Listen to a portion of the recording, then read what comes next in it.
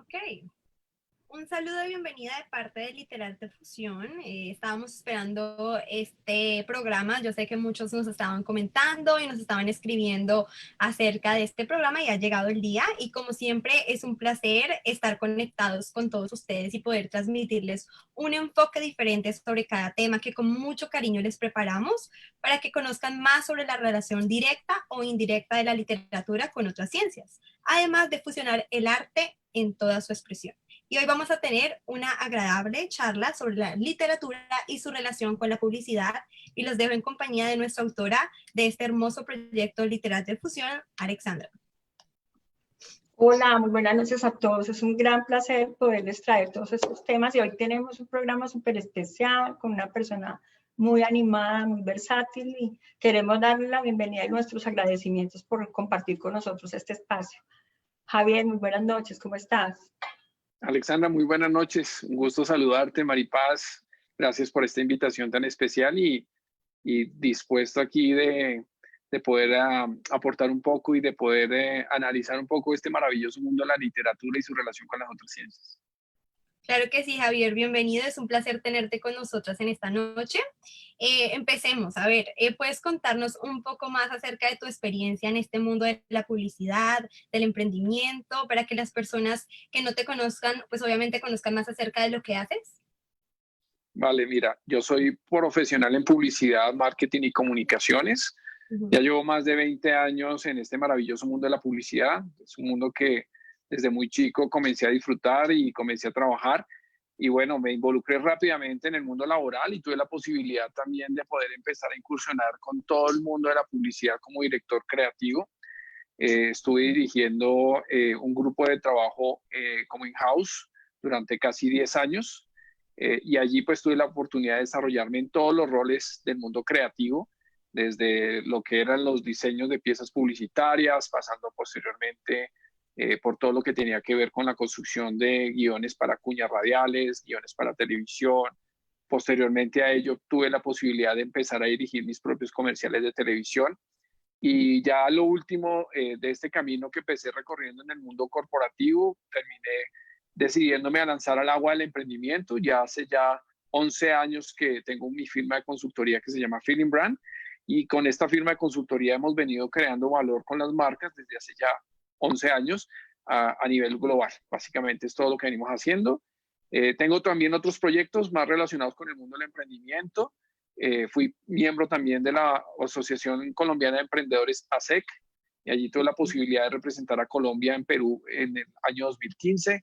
Estuvimos con el Banco Interamericano de Desarrollo firmando el acuerdo de apoyo económico que se le brindó a la asociación en ese momento, e integrándonos con todo lo que fue la Asociación de México, Chile y Perú. En ese momento estuvimos integrados como un solo bloque de emprendedores, con el ánimo de diseñar las políticas, los proyectos que permitieran pues sacar adelante todas las iniciativas que el ecosistema de emprendimiento necesitaba en ese momento. Y afortunadamente hoy se están viendo los frutos de esa labor. Ya hoy en día el ecosistema de emprendimiento en Colombia está muy consolidado. Un área debilitada que teníamos en Bogotá hoy en día es una de las áreas más prominentes inclusive en la región.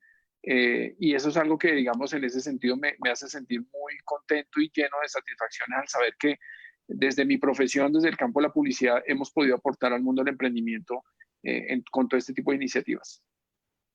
Claro, Javier, muy interesante todo ese bagaje que nos cuentas y además tú sabes que emprendimiento y mercadeo y sin publicidad no hay objeto. Pues, Así es. están sumamente ligados y es como el elemento principal para poder emprender de una manera más positiva y más amplia, ¿cierto?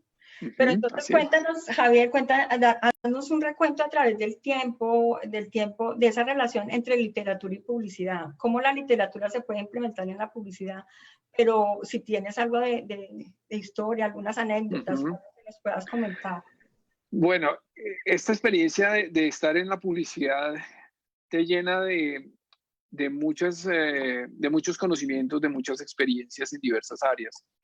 A veces las personas asocian publicidad solamente con el área de la creatividad, pero pues no hay nada más alejado de la realidad que eso, porque pues publicidad tiene que ver no solamente con el comportamiento social, sino con el comportamiento humano, tiene que ver, como tú bien decías, con el marketing, con el mercadeo, la manera de vender una idea o de vender un producto, de vender un servicio, pero también tiene una íntima relación con la literatura. Y normalmente cuando pensamos en publicidad, pues tenemos que vincularnos directamente con un término, y es las marcas. Cuando tú hablas de publicidad, hablas de marcas. Y cuando ustedes piensan en marcas, inmediatamente piensan en un logo símbolo, ¿verdad? Piensan en una imagen, piensan en un nombre famoso de una marca. Pero también cuando pensamos en marcas, inmediatamente nos ponemos a recapitular, bueno, ¿cuáles fueron las primeras marcas que existieron? ¿De dónde provinieron esas primeras marcas? Y de ahí nos tenemos que remontar al origen mismo de la humanidad, cuando el ser humano tenía que desarrollarse en medio del bosque, de la intemperie, de la selva. No teníamos un sistema formal de escritura, no había un sistema formal de lenguaje, y la manera de comunicarnos era mediante signos y símbolos, pictogramas. Ustedes recuerdan las famosas cuevas que registran allí todos esos acontecimientos de la humanidad. Así es, los jeroglíficos. Y todo eso parte justamente, ese es como el primer indicio de lo que hoy representa una marca, ¿de acuerdo? Entonces, la publicidad tiene esos antecedentes, digamos, desde el punto de vista de lo que significa una marca, y ahí también se encuentra con la literatura, porque ese deseo del ser humano por quererse comunicar, por querer expresar sus pensamientos, por la necesidad de comunicarse y de ser un ser social que necesita comunicarse con otros seres, comenzó justamente a desarrollar todo el sistema del lenguaje, los idiomas, los códigos, el alfabeto, ¿de acuerdo? Y cuando pues hablamos de literatura tenemos que hablar justamente del alfabeto, de los caracteres, de que unidos ciertos caracteres forman ya una idea y que esa idea busca transmitir algo. Entonces, desde ahí mismo comenzamos a generar esa relación con la publicidad. Y cuando justamente pues nos ponemos a revisar la historia, la literatura pues siempre ha estado siendo como ese elemento, ese espejo que ayuda a reflejar lo que ha sido el ser humano a lo largo del tiempo. La literatura junto con el arte han servido de esos autores o de aquellos que captan todas las experiencias vividas por la humanidad a lo largo de su historia.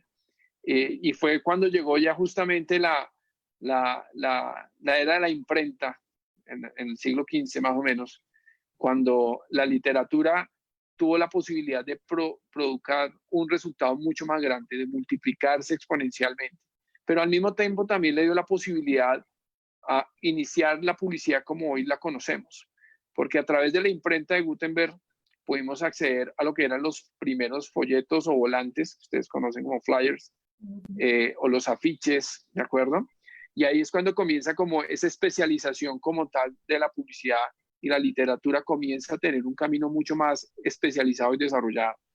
Pero fue ya realmente con la era industrial donde la publicidad se multiplica y crece en los Estados Unidos. Cuando llega el desarrollo industrial, surge la necesidad de las empresas, de los empresarios, de poder promocionar sus productos, de que existan más compradores.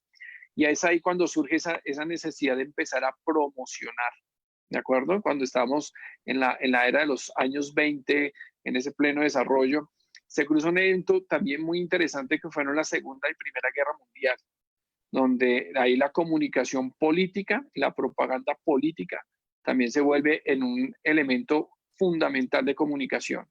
Y ahí nacen conceptos tan modernos como el que hablamos hoy en día, el marketing político, que no se trata de una simple propaganda, sino también de transferir y transmitir ideologías.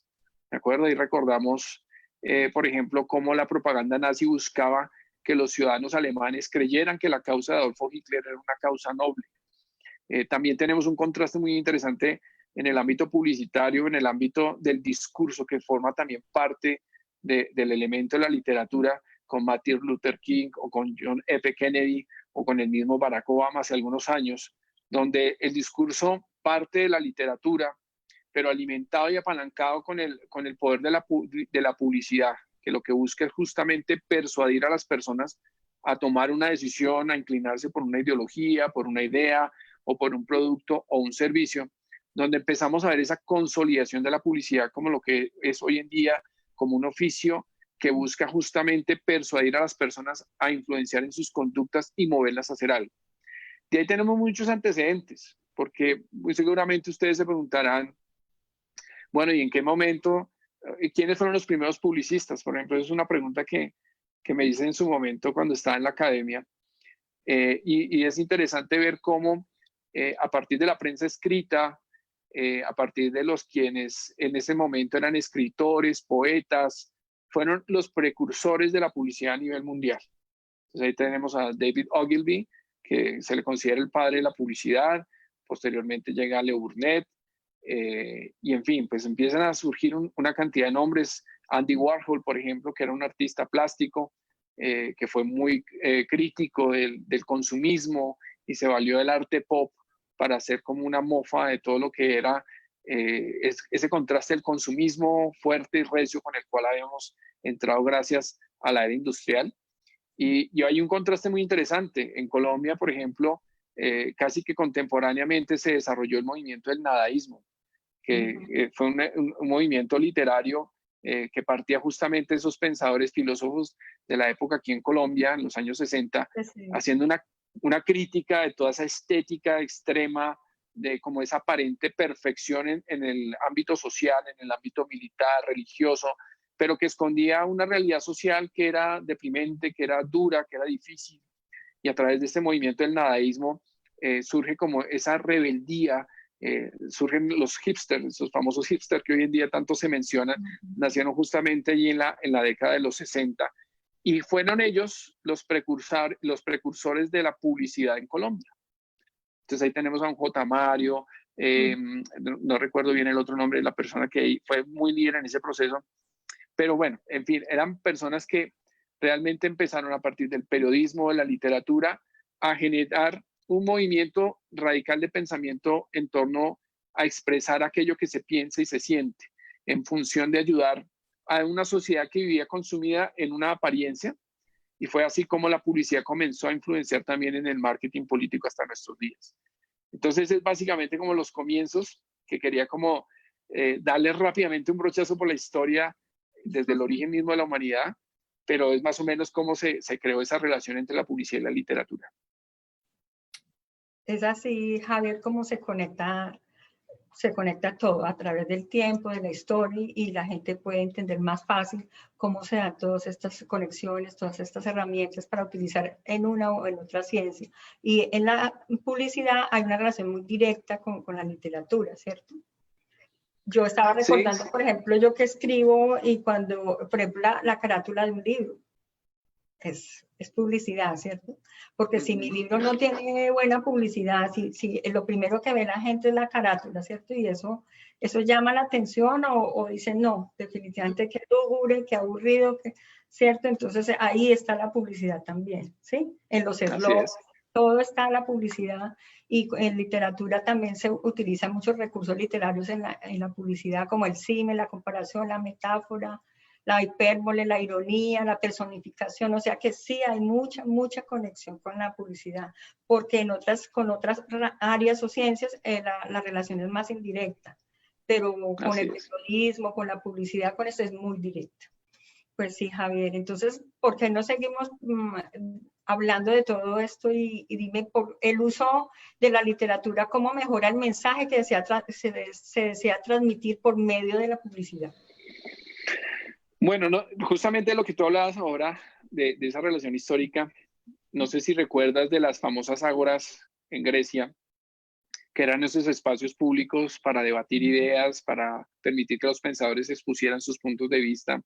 Y justamente, digamos que en medio de la filosofía, que es como un hermanito de la literatura, surge esa necesidad del ser humano de poder influenciar en otros con el pensamiento, de poder persuadir con las ideas.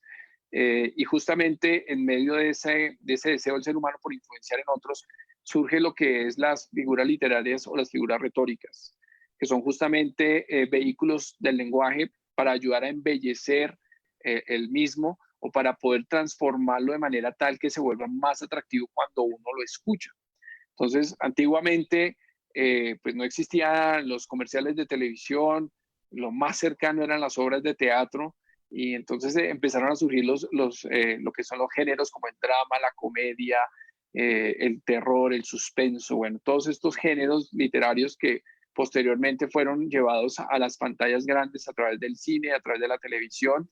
Y es ahí cuando la publicidad comienza a darse cuenta, tras analizar justamente los patrones de comportamiento del ser humano, que el ser humano es un ser que se mueve por las emociones y no por las razones. Entonces, para estructurar un mensaje publicitario apropiado, la publicidad misma se vale de las figuras literarias para poder influenciar en esa persuasión. Entonces, por ejemplo, cuando uno escucha una ironía, ¿sí? Tan grande como una hormiga, entonces uno queda como, bueno, ahí hay varias figuras aplicadas, pero lo pone a uno a pensar, empiezas tú a atraer la atención de las personas en torno a un mensaje, y ahí es donde el lenguaje cobra un poder sin precedentes, poder que, como les decía, fue trasladado al contexto político, al punto tal que las personas daban la vida por una ideal, por una ideología que nunca vieron, ¿sí? El caso de lo que vivimos nosotros aquí con Jorge Eliezer Gaitán en los años 40, 50, que las personas se morían por el color de un partido, por las ideas, por los pensamientos. Ese es el poder de la comunicación, ese es el poder de la persuasión, ese es el poder de la publicidad. Hoy en día, gracias a los avances de la tecnología, pues el consumidor es una persona muy informada. O sea, a la diferencia de lo que pasaba en aquella época, que el acceso a la información, a los contenidos era muy limitado, hoy en día nosotros tenemos la posibilidad de navegar en Internet y documentarnos acerca de aquello que recibimos como estímulos de mensaje, como aquello que nos busca persuadir para tomar una decisión. Y desde ese punto de vista, pues ya uno no, digamos, no cae como de manera tan fácil o tan sencilla en esa persuasión que el lenguaje nos puede brindar, ¿de acuerdo? Sin embargo, no deja de ser importante, no deja de ser influyente. Hay cosas que, por ejemplo, nos mueven muchísimo, las exageraciones, las hipérboles, la personificación misma. Cuando vemos la personificación es cuando vemos, por ejemplo, a un animal comportándose como un ser humano, ¿sí? Entonces, la publicidad ha adoptado esos vehículos como parte de su comunicación. Cuando vemos, por ejemplo, las mascotas de los equipos de fútbol en los Estados Unidos, o una mascota como la de Frisbee en Colombia, que es una marca de pollo muy famosa, o el mismo General Sanders, que es una persona existente, pero se volvió un icono, una imagen, y cobra su propio elemento de personificación para comunicarse con sus consumidores. Entonces, hay diversos elementos que nos permiten generar esa relación con la literatura, y nos obliga a nosotros, quienes estamos en el medio de la publicidad, a estar permanentemente empapados, a saber escuchar el comportamiento social, que eso es algo que a veces cuando las personas crean empresa o crean un negocio, no son conscientes de la importancia de conectarse con la sociedad, no son conscientes de que la comunicación comienza por el oír, no por el hablar. Entonces tú te vuelves un buen escritor cuando escuchas. Y recuerdo mucho la novela de 100 años de soledad de Gabriel García Márquez, que justamente ese contexto histórico y creativo de la realidad mágica parte justamente de todas las vivencias que él tuvo en su niñez y las trasladó a un mundo aparentemente irreal, pero partía de lo que él veía, de lo que él escuchaba, y simplemente le dio como ese nivel, digamos, de fantasía para podernos recrear con una historia que ciertamente era bastante larga, pero también muy entretenida a lo largo de las 7 generaciones de la familia que protagonizó ese libro.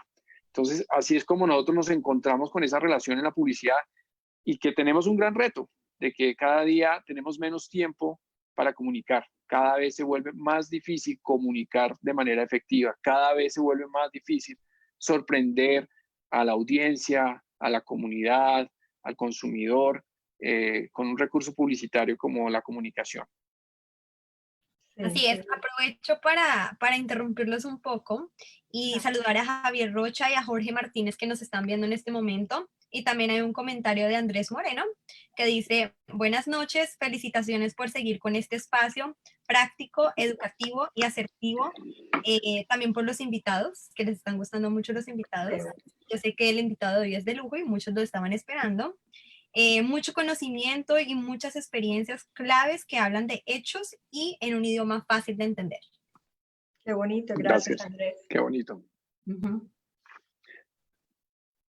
Pues sí, sigamos entonces aquí con la tertulia, porque pues más que como ser una entrevista formal, pues es una tertulia donde queremos que precisamente como Andrés lo menciona, sea una cuestión coloquial, sea una cuestión amena y sobre todo muy fácil de entender, como lo dice, sin terminología avanzada o rebuscada, ¿cierto? Entonces, así es. Sí.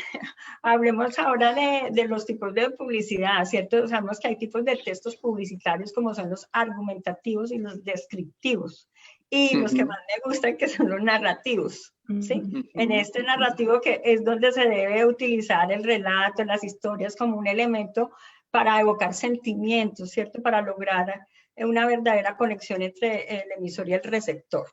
Entonces, en este ¿tú qué piensas acorde al tipo de empresa, del tipo de servicio, de producto? ¿Se maneja este tipo de textos publicitarios, Javier?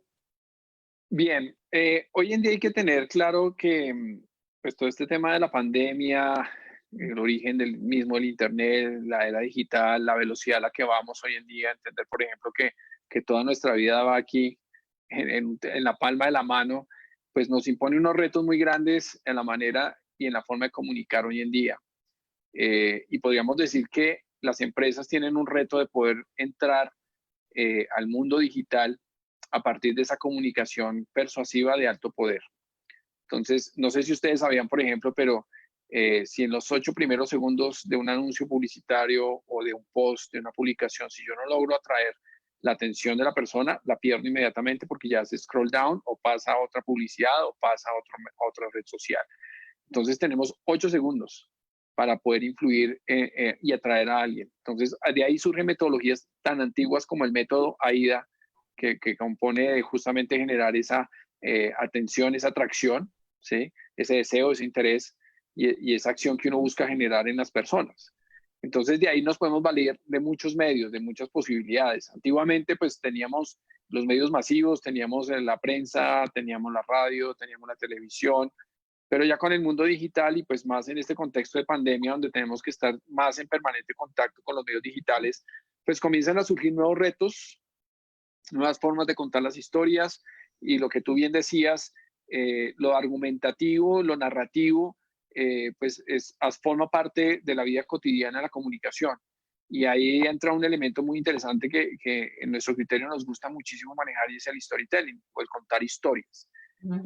Si tú te das cuenta, la mejor manera para poder involucrar a una audiencia frente a un fin o a un objetivo que yo tengo es a partir de las historias. Entonces, ¿quién de niño, por ejemplo, no recuerda cuando su papá o su mamá le contaba un cuento antes de ir a dormir? Esas son cosas que uno le quedan grabados de por vida y que uno crece con eso y uno quiere realizarlo nuevamente con sus hijos. Y son cosas porque le guardan a uno esos momentos de acercamiento entre familia, ¿no? Que uno busca esos momentos para compartir y la lectura en ese aspecto forma parte de ese acompañamiento.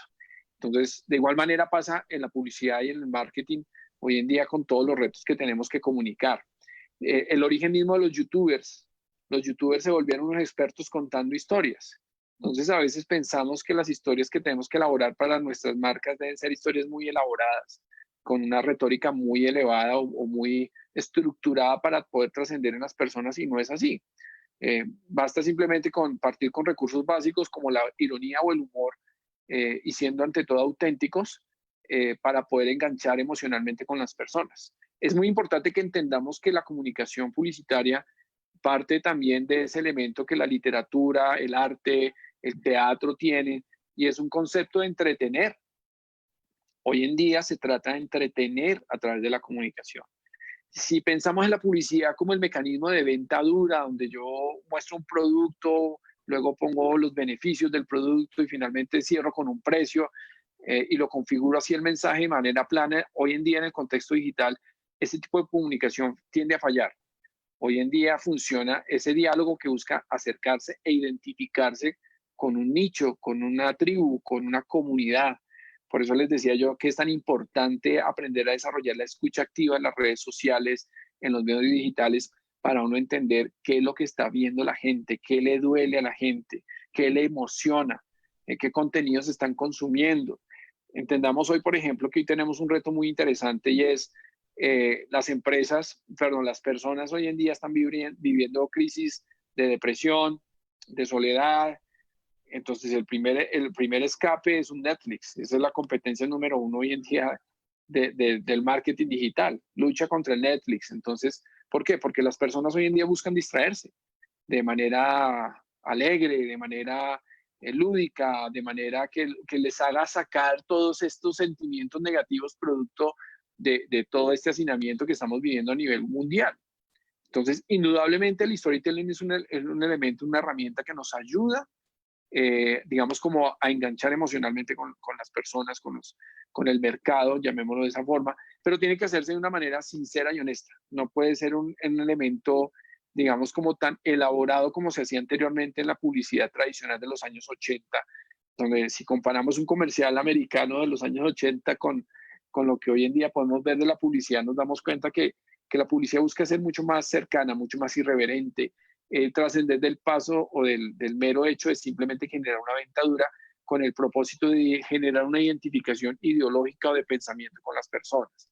Eso es bien interesante. Y hay otra figura que me parece también muy interesante jugar en la publicidad y es la comparación. No sé si ustedes recuerdan una marca que se llama Old Spice. No estoy haciendo publicidad aquí en ningún producto en particular, pero traigo aquí a colación esta marca porque era una marca que tenía una imagen o una percepción en los años 60, 70, cuando nació esta marca, creo que es de los años 70, si mal no estoy, que era para el hombre elegante, para el hombre ejecutivo de la época. Entonces, las damas veían un anuncio Old Spice y decían, yo quiero un hombre así, yo me quiero casar con un hombre así. Pero ¿qué pasó? Empezaron a llegar nuevas generaciones. Entonces empezamos a ver cómo a través de la música electrónica en los años 80, la llegada del computador, el desarrollo del Internet, las generaciones comenzaron a pensar diferente y actuar de manera diferente. Entonces, ese tono de comunicación que empleaba, por ejemplo, una marca como Old Spice en los años 70, 80, pues quedaba totalmente fuera de vigencia y eso obligaba a la marca a reinventarse o a actualizar su discurso. Y fue así como empezó a generar, a partir de la rebeldía y el humor, miren que fueron dos elementos que podemos tomar desde la literatura con la comedia trágica o la comedia basada en el humor, donde la marca reinventó su manera de acercarse al público. El producto es exactamente el mismo.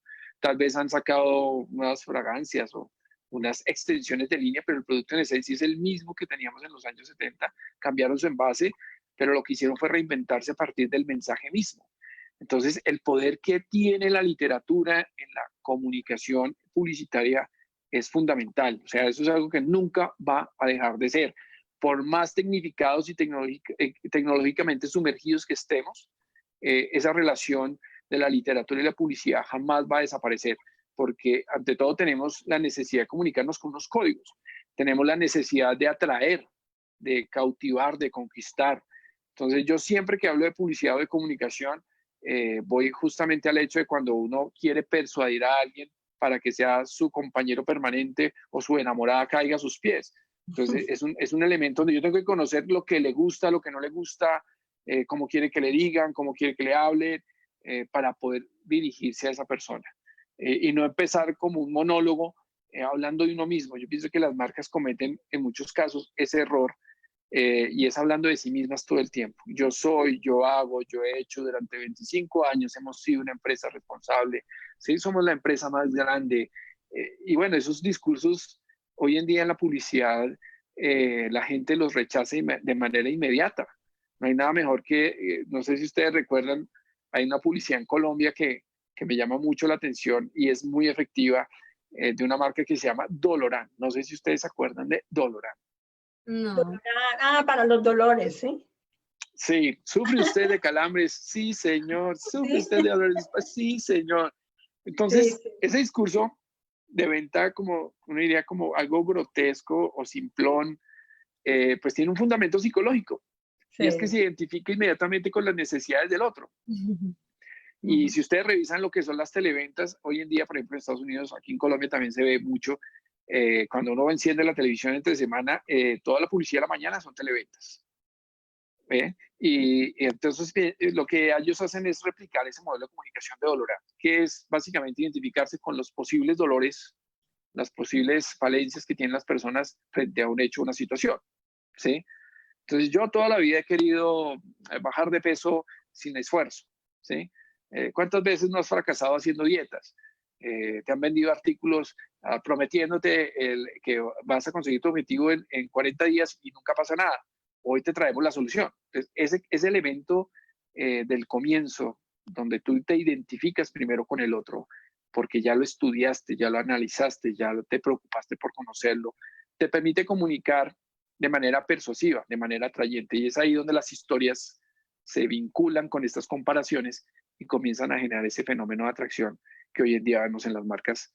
Y definitivamente las marcas más exitosas son las que mejor saben aprovechar este tipo de recursos narrativos para poderse acercar a su comunidad y a su audiencia. No, súper interesante. Yo creo que estamos aprendiendo mucho. Y Javier, no hay ninguna empresa que pueda prescindir de la publicidad. Cualquier tipo de empresa requiere de la publicidad, ¿sí? Llámese en el aspecto descriptivo o más de aspecto argumentativo, no tanto de narrativo, pero sí de descripción de su producto, su servicio, ¿cierto? Hasta en el área de la salud, en el área de comercio, en todo, absolutamente todo tiene que tener publicidad. Así es. Buena calidad. Así es. No, y digamos el mundo del marketing tú vas a encontrar, hablamos nosotros de dos términos, es el B2B y el B2C, que es Business to Consumer o Business to Business, ¿ok? Entonces, Business to Consumer es todo aquel negocio que vende productos a un consumidor final. Entonces, podemos hablar de ropa, de alimentos, de accesorios para dama, de bienes de aseo, en fin, lo que sea. Business to Business se refiere a esa relación entre empresas, donde yo ofrezco un servicio que no lo va a comprar un consumidor final, sino que va dirigido a otro negocio o otra empresa. Entonces, bajo ese ámbito, se desarrollan dos modelos de comunicación totalmente diferentes, ¿de acuerdo? Entonces, ese modelo descriptivo del cual tú hablas, donde yo hablo de las bondades de un producto, posiblemente es mucho más tenido en cuenta en el mundo de B2B, en el mundo de negocio a negocio. ¿Por qué? Porque ahí el proceso de compra es un poco más racional. Ahí la persona tiende a comparar. Generalmente las propuestas comerciales en el mundo B2B van dirigidas al área de compras o al director del proyecto o al gerente general, que lo que está buscando es comparar rápidamente las cualidades o descripciones de un producto o un servicio para poder tomar una decisión. Entonces, desde ahí ese ámbito narrativo de la descripción funciona muy bien. Sin embargo, el comienzo no debería ser ese. El comienzo de una propuesta comercial en ese mundo B2B no debería ser ese. Muchas empresas lo saben, otras piensan que por el hecho de que toda la vida les ha ido bien de esa manera, lo van a seguir haciendo igual y nunca van a cambiar, ¿de acuerdo? Pero justamente con todo este tema de la pandemia, han llegado muchos clientes a nosotros que llegan con esa necesidad de transformar su discurso comercial en un discurso persuasivo, en un discurso no tanto basado en el producto, porque antiguamente la publicidad se basaba mucho en el producto. Si revisamos, no sé, Mari, si te gustaba la Coca-Cola, ¿eres consumidora de Coca-Cola? Claro, todavía. ¿Todavía? Bueno, bien, ok. Entonces, cuando uno ve publicidad de Coca-Cola hoy en día, tú te das cuenta que Coca-Cola vende todo menos gaseosa. Hace mucho tiempo dejaron de vender gaseosa. O sea, la publicidad de Coca-Cola comunica otras cosas hoy en día. Comunica una ideología, comunica una cultura, comunica un mensaje de positivismo, comunica felicidad, comunica familia, otros valores que lo que buscan es identificarse contigo. Entonces, hay mucha gente que no le gusta la Coca-Cola, por salud, sabe todo lo dañino que es la Coca-Cola, pero aún así dice, oiga, pero la marca es chévere, me gusta la marca, ¿sí? Lo mismo pasa con el caso de Apple. Apple está fundamentada sobre una ideología. Steve Jobs nació con una ideología. Él no quería, él en su cabeza, si bien es cierto, tenía montado en su cabeza trascender como un modelo de negocio, no lo hizo con el fin de hacerse millonario, no lo hizo con el fin de simplemente vender un producto en el mercado, sino que él tenía un propósito, una ideología, y era permitir que la tecnología estuviera al servicio del hombre y no el hombre al servicio de la tecnología.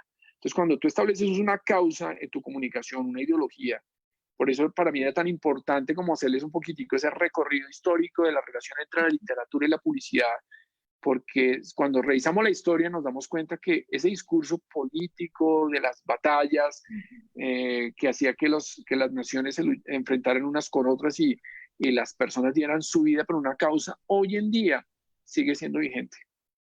Hoy en día sigue cumpliendo el mismo rol, el mismo papel de poder influenciar en otros para hacer algo. Entonces puede que tú de pronto no consumas Coca-Cola, pero tú vas a hablar de la marca, tú vas a referenciar a la marca, tú vas a decir, oye, me gusta la marca, ¿para qué te digo que no? Me puedo comprar un buzo de Coca-Cola y me lo puedo poner sin ningún problema porque me siento identificado con la ideología de la marca, así no sea un consumidor de la misma, ¿ves? Entonces, ahí es cuando ese elemento cambia y obliga a que los modelos de negocio que siempre estuvieron en una forma dura de vender, lo que nosotros llamamos la venta dura, donde tú expones de frente los beneficios y las cualidades de un producto, tiende a cambiar un poco para poderte dar cabida a una venta mucho más, digamos, persuasiva por un lado, pero también en búsqueda de generación de relaciones a largo plazo. ¿Sí? Es como si yo en la primera cita llegara y dijera, no, cásate conmigo. ¿Sí? Es como si yo me sentara en la mesa, las invito a un café y empiezo a sacar mi hoja de vida. Mira, estudié PhD, tengo tantos títulos y tengo una casa, tengo 3 carros, cásate conmigo. Ustedes me dirían, está loco, qué atrevido, ¿cierto? Que me pida la mano de una vez en la primera cita.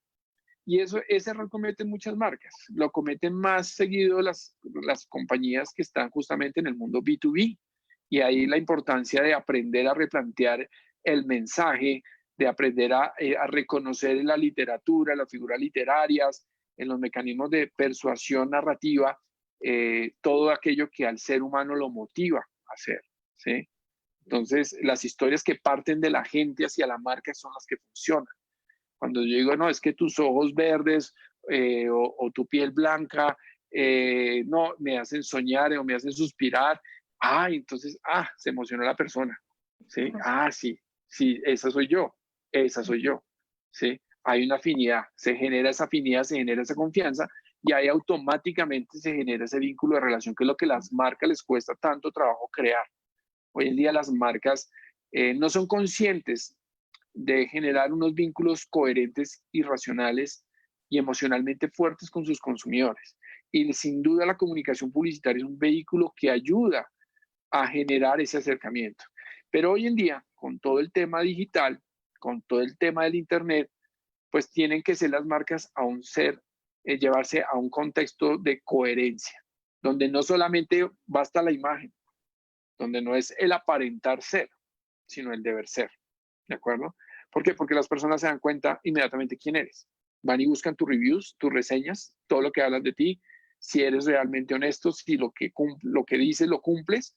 De lo contrario, no te funcionó ni el discurso, ni la publicidad, no te funciona ni la estrategia de comunicación, entonces tiempo perdido. Entonces, desde ahí que ese elemento debe trascender a un elemento de coherencia y honestidad de las marcas. Hoy en día, el tema es marcas coherentes o marcas con sentido, que es lo que nosotros promovemos desde Feeling Brand.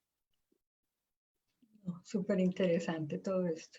Pero Javier, yo estaba aquí elucubrando y pensando mucho en los negocios, en los pequeños negocios que hasta ahora empiezan y que son creados por una persona nomás, o sea, son muy pequeños y quieren innovar, llamar la atención, pero estas personas no piensan a veces en ese recurso publicitario.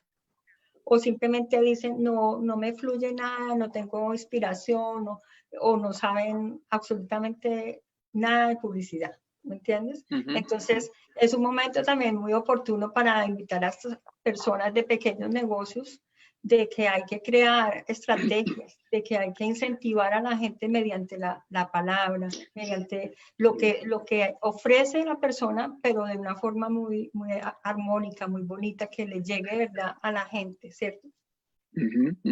Sí, digamos que a veces piensa un emprendedor que hacer comunicación publicitaria hoy en día es costoso, es difícil, es, digamos, dispendioso. Tal vez tiene 2 elementos que sí, indudablemente no puedo negar. Uno es la persistencia. En los medios digitales hoy en día, más que nunca, tienes que ser constante y persistente. Segundo, tienes que ser coherente. Tercero, tienes que ser auténtico. Pero cuarto, tienes que ser diferenciado. O sea, que tu propuesta de valor o lo que tú le ofrezcas al mercado tenga algo diferente para que se vuelva algo atractivo a la audiencia a la cual quieres llegar. Y indudablemente hay un componente también muy importante. Cuando tú creas una marca, tienes que darle un rostro o una identidad a esa marca. Entonces, mal harías tú en que este espacio que tú has creado como Literarte Fusión no estuvieras tú, Omari, protagonizando el espacio, sino que simplemente pusieran anuncios hablando de la literatura y qué linda la literatura, pero ese alcance de esas publicaciones sin un rostro detrás, sin conocer qué piensan las personas dueñas de la iniciativa, cómo es su personalidad, pues impide que se genere ese clic que esperamos generar a nivel emocional para atraer audiencia, para atraer personas. Entonces, la recomendación es para todo aquel empresario pequeño que está comenzando, desde el día uno ponga la cara en su negocio en las plataformas digitales. Yo sé que hay muchas personas que dicen, no, es que a mí no me gusta aparecer en cámara o yo soy muy reacio a este tipo de cosas, pero infortunadamente es una realidad que tenemos que enfrentar, ¿sí? Yo recuerdo que hace poco una persona que es experta en el tema de marketing digital fue muy criticada porque contaba su vida diaria durante el día a través de las redes sociales y decía, ese es el costo o el precio que se tiene que pagar para poder ser cercano a las personas. Entonces, si tú no estás dispuesto a pagar ese precio, pues no vas a ser tan cercano como lo que yo puedo hacer, ¿sí? Entonces, hoy en día, tú vas a ver que muchos líderes de opinión, figuras públicas, comparten su día a día. Los youtubers hacen eso, hicieron eso en su momento en el año 2010, cuando empezó todo este fenómeno, este boom con YouTube. Lo que hicieron fue contar su vida, exponerse, ¿sí? No tener miedo a decir, mire, esta es mi familia, estos son mis hijos, este es el perro, este es el gato, esto es lo que me gusta, esto es lo que no me gusta, esto me pone triste, esto me pone alegre, porque eso genera identificación. O sea, entendamos eso, que como seres sociales necesitamos generar un vínculo emocional con otro ser humano. Y desde ahí es importante generar esa relación de cercanía. Entonces, por ejemplo, si tú tienes un negocio de zapatos o generas productos alimenticios, muéstrale a las personas cómo es ese proceso de confección o de maquila de tus zapatos.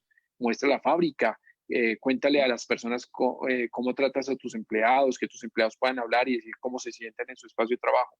Todo de manera muy natural, ¿no? Porque a veces se hace como el tema muy discursivo, muy fabricado y ya uno percibe que hay un guión de por medio y digamos pues ahí desde ese punto de vista yo pienso que la autenticidad prima sobre la formalidad, sobre la estética, aún narrativa. Pueden haber errores narrativos, pueden haber errores redacción, en muchas otras cosas, pero la autenticidad genera ese elemento de cercanía que hoy en día necesitan las marcas para poder trascender. Incluso hablando de literatura, como tú dices, pueden haber fallos porque somos humanos en algún momento de redacción o de algo, pero el contenido y el estilo son únicos. Y así eso es. se perdona, pues porque un error lo comete cualquiera, ¿cierto? Claro, claro. Sí, exacto. Pero lo que yo te decía también es que de pronto las personas que inician un negocio deben tener como un preproyecto y haberlo analizado lo suficientemente y tener como un asesoramiento cuando uno no es experto en esa área. Y el eslogan, el nombre de la empresa, todo esto genera mucha audiencia o genera mucha empatía o no genera nada. Eso es lo que Así es. Sí, digamos que la marca está compuesta por varios elementos narrativos, ¿sí? Hay elementos tangibles, hay elementos intangibles. Entonces, los elementos tangibles es el logo, el eslogan, el nombre de la marca, ¿sí? Son los elementos tangibles. Y los intangibles son los que tienen que ver con la personalidad, con el tono de comunicación que usas, con la relación que tú estableces con el consumidor. Hay una teoría muy interesante que habla del círculo de arquetipos de Carl Jung, que es sociólogo, publicista también, y que habla que cada marca tiene que identificarse con un arquetipo, con una personalidad. Entonces, ¿tú cómo hablas? Tú hablas como un amigo, tú hablas como el líder del mercado, tú hablas como el rebelde, tú cómo te estás diferenciando en tu diálogo frente a la competencia. Hasta en eso tienes que pensar. Entonces, muchos empresarios subestiman esa salida al mercado. Y piensan que con el primer nombre que se les ocurrió, con el primer logo que pusieron, fueron y buscaron una imagen de internet ya, pueden hacerlo, uno no puede negarlo. O sea, si tienes un muy buen producto, probablemente tendrás éxito independientemente de esa falta de estructura. Pero con el tiempo te va a costar cambiarlo, porque ya la gente se habituó a un nombre, se habituó a un logo, se habituó a una imagen, se habituó a una cultura, y te diste cuenta que se quedó corta ante tu visión de negocio. se quedó corta ante lo que el público está demandando de ti. Entonces no hay nada mejor que comenzar con el pie derecho, hacerlo en orden, con una estructura de visión clara. Entonces, para poder tener una marca, una estructura de marca sólida a nivel narrativo, lo ideal es definir tu propósito de marca, definir ese ADN, el por qué existe esa marca, y a partir de ahí crea todo el ecosistema o todo el sistema de comunicación de la misma, de tu logo, que tus colores qué significan, qué simbolizan, por qué ciertas tipografías, por qué el nombre, todo eso genera, son elementos que deben sumar a esa relación a largo plazo en la comunicación, ¿no? A esa percepción. O sea, todo lo que signifique punto de contacto con el consumidor es una variable que tienes que contemplar. Entonces, cada vez que mi cliente o mi potencial consumidor tenga un estímulo de comunicación de mi parte, yo debo valorarlo y potencializarlo al máximo porque como soy empresario que estoy empezando, soy emprendedor, no tengo recursos ilimitados. Entonces, cada esfuerzo publicitario que yo dé debe ser optimizado al máximo y aprovechado de manera consciente para lograr el resultado que uno quiere. Claro. Aquí tenemos una pregunta de John Cisneros. Dice, ¿es importante la ortografía y una buena redacción en cada publicación? ¿Mejoraría esto la comunicación con el cliente? Indudablemente esa siempre ha sido una discusión de los literatos, de las personas expertas en el lenguaje. Digamos que obviamente, sobre todo en un idioma tan rico como el español, que tiene unas normas ortográficas tan claras, tan definidas, respetar esas normas es importante porque si yo omito una tilde, cambio el sentido totalmente de una palabra. Si yo omito una coma, estoy cambiando totalmente el sentido de la palabra. Entonces, desde ese punto de vista, sí es fundamental tener un correcto estilo de redacción y ortográfico para lograr el resultado. Pero también está la otra parte, que es esa justificación de trastocar el lenguaje para lograr la atracción del mercado, ¿de acuerdo? Entonces, cuando yo veo un error provocado, ¿sí? Entonces, recuerdo una pieza que decía, errar no es de escritores, ¿sí? Y aparecía errar con H, ¿sí? Entonces, son recursos literarios, ¿sí? Que funcionan para atraer la atención de las personas. Pero indudablemente, en un idioma como el español, la redacción es fundamental. Se pueden cometer y se han cometido errores muy grandes a nivel publicitario por omitir esa norma. Claro, está muy interesante esta charla. Desde mi punto de vista personal, pienso que muchas personas, y me incluyo, nunca habíamos pensado cómo la literatura está relacionada con nuestra vida diaria. ¿Por qué digo nuestra vida diaria? Porque empieza desde la forma en la que nos comunicamos con nuestra familia, con nuestros amigos, hasta la forma en la que hacemos negocios o en la forma en la que nos comunicamos en el trabajo también. Existe la persuasión, la argumentación y todo incluye literatura. Así que quiero invitar a todos los que nos están viendo en este momento a que compartan este video, a que nos dejen sus comentarios. Queremos saber qué piensan. Como les hemos dicho desde el principio, Literarte Fusión, queremos interactuar con ustedes. Queremos que nos dejen los comentarios, que nos dejen preguntas y que compartan esto porque la idea es que la gente conozca más acerca de la relación de la literatura con otras áreas y otras ciencias. Javier, cuéntanos, ¿cómo te podemos encontrar en las redes sociales? Muy fácil, Mari. Puedes poner Javier Pulido, @javierpulido.co en Instagram, en Facebook y en YouTube, en las tres con la misma red. O en LinkedIn, simplemente colocas Javier Pulido Finnenbrand y ahí me encuentras rápidamente en LinkedIn. Perfecto. Ahí esos son mis redes. @javierpulido.co. Facebook, Instagram y Twitter. Así es. Perfecto. Muy bien. Con Javier, estoy muy contenta porque también pudimos darle ciertos tips a la gente, a los emprendedores, ¿cierto? Algunos recursos, además de esa relación de la literatura con la publicidad, también pudimos enfocarnos un poco a la gente, a darle ciertos tips a los emprendedores y eso es muy bonito, me encanta Javier, muchísimas gracias, de verdad. ¿Tienes alguna acotación? ¿O algo más que quieras compartir? Bueno, el tema para poder ser un buen comunicador indudablemente parte de ser un buen estudiante, de nunca dejar de aprender. Yo pienso que eso es importante en la vida de todo el ser humano. Tú bien decías, Mari, que que la literatura esté inmersa en la actividad diaria del ser humano. Y yo parto desde el punto de vista del marketing y de la publicidad, del branding, para decir, nosotros como seres humanos somos una marca en sí mismos. Y como marca vendemos con todo lo que hacemos, con todo lo que hacemos y dejamos de hacer. ¿Sí? Entonces, con nuestra forma de vestir, con nuestra forma de hablar, con el lenguaje que empleamos para dirigirnos a otros, con la capacidad de generar esa confianza que buscamos con el lenguaje mismo, el lenguaje verbal y no verbal. Pero indudablemente esos elementos se van construyendo con el tiempo a la medida en la cual tú te vas preparando intelectualmente y vas estudiando. Hoy no hay excusa para no estudiar. Digamos que antiguamente nos hacían pensar o creer que la única manera era a través del sistema educativo tradicional, pero hoy en día existen gracias a Internet y lo estamos comprobando a través de esta pandemia que estamos viviendo, que el conocimiento ya está. O sea, hay plataformas gratuitas que te van a permitir estudiar, hay plataformas que te van a permitir por muy bajo costo acceder a cursos de conocimiento vital para el desarrollo de cualquier emprendimiento, de cualquier persona que en su negocio necesita aprender o adquirir alguna habilidad. Y todo eso te va a sumar, le va a añadir valor a tu empresa, a tu negocio, porque la creatividad en la publicidad no viene por un chispazo, no es cuestión de un bombillazo. La creatividad comienza cuando tú le abres la puerta al conocimiento, cuando tú comienzas a alimentar tu mente, tu cerebro, tu espíritu con diferentes conocimientos diversos, desde cualquier área del conocimiento, sean ciencias sociales, políticas, medicina, literatura, arte, todos esos elementos que tú comienzas a aprender, las mismas finanzas, se vuelven en insumos de creatividad para tu negocio. Porque hay unos factores, por ejemplo, de innovación en los negocios, y uno de esos factores de innovación es qué tan innovador es mi modelo de negocio.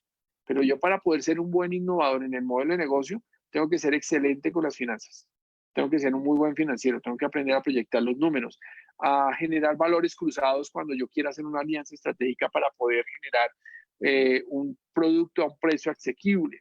Entonces debo aprender mucho de finanzas, debo tener los números en la cabeza. Un emprendedor debe tener esa capacidad de tener los números en la cabeza. De ahí para allá puedes volverte innovador con el lenguaje, con la forma de hacer el marketing, con la forma de acercarte. Puedes volverte innovador con tu ideología, con tu manera de ver la vida, con tu manera de ver las cosas, ¿sí? No significa que tienes que saberlo todo, que esa es también otra de las cosas que a veces como que frustra a las personas o a los emprendedores. Y dicen, es que como yo no tengo acceso a esta posibilidad o yo no aprendí, entonces me quedo aquí. No, al contrario, vuelvo y les repito, Internet es un mundo abierto, conocimiento gratuito en YouTube puedes conseguir a la vuelta de un clic. El tema está en la iniciativa que uno tenga. Yo pienso que el emprender parte de una actitud. Para mí el emprendimiento no es la sumatoria de unas cualidades materiales o físicas o cognitivas, sino más es un elemento actitudinal en la capacidad que tú como ser humano tengas la posibilidad de retarte a ti mismo, de salir tú, como bien decías, Mari, de salir de esa zona de confort, de querer aportarle al mundo, de querer superarte a ti mismo, de ser mejor persona, de ser mejor profesional. ¿Para qué? No para sí mismo, sino para los demás. Yo pienso que eso es algo muy importante. Cuando uno vive en función de las demás personas, uno crece el doble, porque estás en la obligación de aprender para enseñar. Y eso es algo que tanto un vendedor como un dueño de negocio debe estar en capacidad de hacer. Capacitarse, en alimentarse, en leer. Yo les debo confesar que yo hace 5 o 6 años no era un buen lector. Me costaba trabajo leer un libro y terminarlo, pero precisamente por las obligaciones mismas de mi negocio, por el deseo justamente de retarme, de progresar, de salir adelante, convertía la lectura en un aliado, convertía la lectura en un vehículo para potencializar mis capacidades y hoy en día lo disfruto. Hoy en día no me molesta tomar un texto y leérmelo porque prácticamente ya uno lo digiere mucho más rápido y el cerebro se va adaptando a esa dinámica de aprender y de consumir rápidamente. Y de hecho, cuando uno lee un libro, uno se vuelve, lo veía de Euge Uller, que es uno de los emprendedores españoles más importantes en este momento en España. Decía, cuando tú lees un libro tienes que enfocarte en encontrar las pepitas de oro. Entonces, hay mucho contenido en el cuerpo de un texto, y puedes omitir ciertas partes que son ligeras del libro. Pero si tú te dedicas a buscar las piedras de oro en el texto, vas a tener la posibilidad de armar tu contexto rápidamente y de sacar provecho de eso que estás leyendo para traducirlo en acciones en el mundo exterior, en el mundo de tus negocios. Yo pienso que esa es la conclusión, no dejar de aprender, ser incansables con retarnos todos los días y ante todo que lo que hagamos lo hagamos para los demás. Sí, súper. ¿Quieren preguntar algo sobre la ortografía y todo eso? Sí, Andrés. Y ya Javier se lo respondió. Sí, yo quiero decirles que la ortografía es muy importante y recuerden que en el colegio por la ortografía, así tuvieran un buen texto, a veces le bajaba su nota, su calificación. Pero también quiero decirles, por ejemplo, en la poesía que yo escribo, o los poetas en sí, en los textos poéticos, también hay más libertad, más amplitud. Por ejemplo, cuando tú vas a poner la coma, tú tienes ese derecho de ponerla donde tú como autor, a tu estilo, la puedes poner donde tú quieras. No estoy hablando de otros signos de puntuación. estoy hablando de la coma o del punto, esto. Entonces tienes mucha más libertad. Ahora también se habla en sentido figurado muchas veces. No necesariamente textual, sino figurado. Entonces, en estos textos literarios, sobre todo en la poesía, hay más amplitud en esta parte del lenguaje. Claro. De paso, los invitamos para que compren el libro. Está en Amazon, se llama Afectos y Pensamientos, en un precio supremamente económico, pero sé que les va a gustar. ¿Por qué digo esto? Porque se está perdiendo la cultura de leer y lamentablemente me entristece. Me entristece y se lo digo a mi generación. Yo sé que muchos de mis amigos me están viendo y nosotros somos muy tecnológicos, pero pienso que es muy triste que perdamos el acto de comprar un libro, de leerlo. Volvamos a esto, inculquémosles a los niños, a nuestros amigos, a que volvamos a comprar un libro y disfrutemos de esto porque es cultura. Y nos despedimos. No, dame un segundo, yo también les digo, está también mi ensayo formando auténticos personajes. Un ensayo demasiado económico, está en Amazon y es muy interesante porque, como decía Javier, tú tienes que buscar en ese texto, en ese libro, las partecitas de oro, como él dice, porque obviamente no todo el mundo va a estar de acuerdo con todo, absolutamente todo el texto o el escrito que uno realiza, pero sí de pronto va a tener un aporte, además de tener otra concepción, de mirar otra opinión, también de enriquecerse culturalmente. Muchas gracias a todos por asistir a nuestro espacio. Javier, encantada, muchas gracias. A ti, Alexandra, gracias por esa invitación y pues espero poder volver en algún día a este espacio tan maravilloso. Con todos estos ejercicios que hemos tenido oportunidad de ver a través de lo que ustedes han venido haciendo en este espacio, se dan cuenta que es necesario seguir expandiendo ese deseo de aprender, de conocer, de comprender otras ciencias. A ti, Mari, gracias por la invitación y seguro aquí estaré acompañándolos otro día. Claro que sí. Nosotros encantadas. Muchas gracias a todos. Bye. Chao. Vale, hasta pronto. Chao. Bye.